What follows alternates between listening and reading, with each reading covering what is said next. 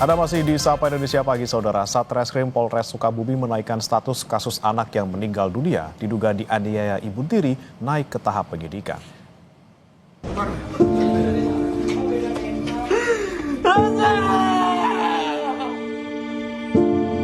Tangis haru Anwar Satibi pecah mengetahui anaknya meninggal di rumah sakit setelah menjalani perawatan luka bakar di tubuhnya.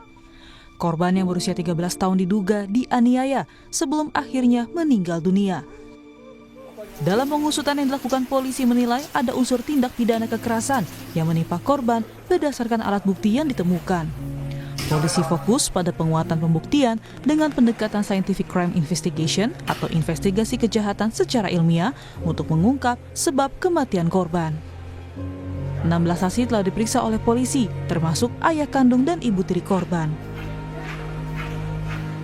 Dengan perkara kematian daripada anak NS, kita maraton selama 24 jam melakukan penyelidikan dan perkara sudah kita naikkan pada tingkat penyidikan karena kita sudah menemukan beberapa alat bukti yang tentunya bisa kita yakini ini ada peristiwa pidana, yaitu pidana dugaan kekerasan baik fisik ataupun psikis terhadap korban anak, yakni saudara NS.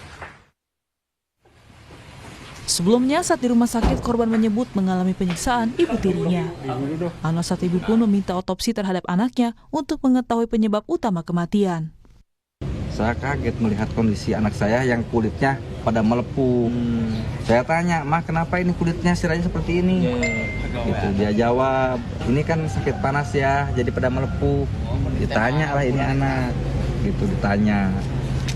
Ya ngaku dikasih minum air panas. Makanya, nah memang kalau berantem anak saya dengan anak itu, anak dia itu kelas 2 SMA ya, waktu itu, sekarang berarti kelas 3, anak saya kelas 6 SD. Kalau berantem sama anak itu yang dihantam anak saya. Pas terjadi penganiayaan yang saya laporkan 1 tahun yang lalu di Polres, itu gara-gara berantem sama anak itu. Jadi ini sudah pernah terjadi, cuman dimediasi sama Pak Haji Isen. Dia sujud ke saya, jangan lapor, mama mau tobat. Dorong ingin sekali saya melakukan otopsi, karena saya ingin tahu intinya seperti itu. Ingin memastikan. Saya nggak bisa nuduh-nuduh sembarang, nggak bisa, nanti kenanya fitnah. Tak hanya luka melepuh, dokter RSUD Jampang Kulon menyampaikan korban juga mengalami gangguan pola napas.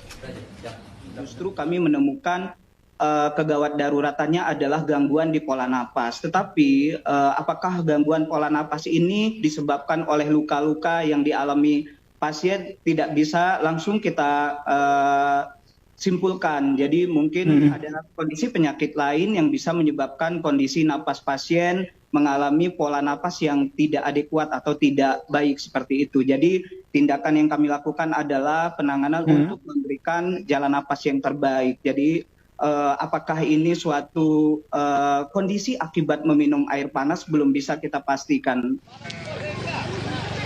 Kini selain menaikkan status kepenyidikan, polisi masih menunggu hasil laboratorium patologi anatomi dan toksiologi forensik terhadap sampel organ dalam korban. Tim Liputan, Kompas TV Sukabumi, Jawa Barat.